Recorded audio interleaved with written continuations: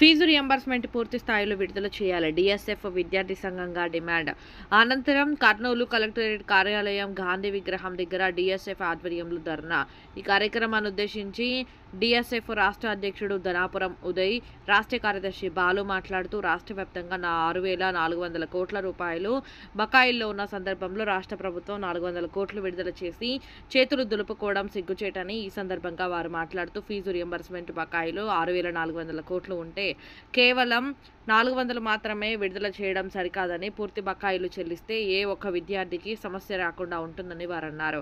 అదేవిధంగా 400 కోట్లు పడడంలో ఏ విద్యా వ్యవస్థ విద్యార్థుల భవిష్యత్తుకు ముందుకు సాగేటటువంటి పరిణామం కనిపించట్లేదని, రాష్ట్ర వ్యాప్తంగా ఉన్న విద్యా సంస్థలు ఎంతో అవస్థలు పడుతున్నారు అనే విద్యా సంస్థలకు ఎలాంటి ఇబ్బందులు కలగకుండా విద్యార్థులు భవిష్యత్తులో ఉన్నత స్థాయికి ఎదగాలంటే ఎన్నికల సమయంలో చెప్పినటువంటి హామీలను అమలు చేయాలని, పూర్తి రియంబర్స్మెంట్ విడుదల చేయాలని, లేని పక్షంలో రాష్ట్ర వ్యాప్తంగా ఆందోళన కార్యక్రమాలు చేయడానికి సిద్ధంగా ఉన్నామని అన్నారు. మరి ఫీజు రియంబర్స్మెంట్ బకాయిలు అనేక కళాశాలల్లోన మరి విద్యార్థులు చదువుతున్నటువంటి పరిస్థితి ఏర్పడింది.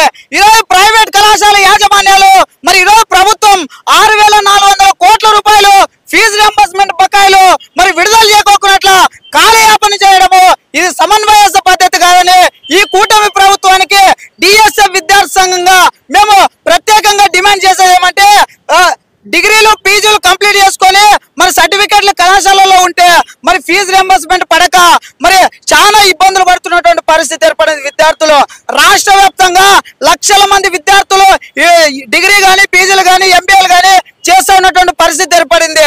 అయితే రాష్ట్రంలోన 6,400 కోట్ల రూపాయలు పెండింగ్ లో ఉంటే మరి కేవలం 400 కోట్ల రూపాయలు ఫీజు రియంబర్స్మెంట్ విడుదల చేసి చేయి దులుపుతున్నటువంటి పరిస్థితి ఏర్పడింది. ఈ రాష్ట్రంలోన మరి విద్యాశాఖ మంత్రి నారా లోకేష్ గారు మరి విద్యాశాఖ మంత్రిగా కొనసాగుతా ఉన్నారు. అంటే 400 కోట్ల రూపాయలు రిలీజ్ చేసి చేయి దులుపుకుంటున్నటువంటి పరిస్థితి ఏర్పడింది.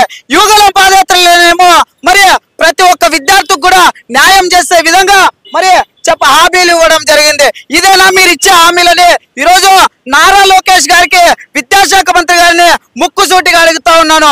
ఈరోజు విద్యార్థులకు ఫీజు రియంబర్స్మెంట్ పడక చాలా ఇబ్బందులు పడుతున్నటువంటి పరిస్థితి ఏర్పడింది.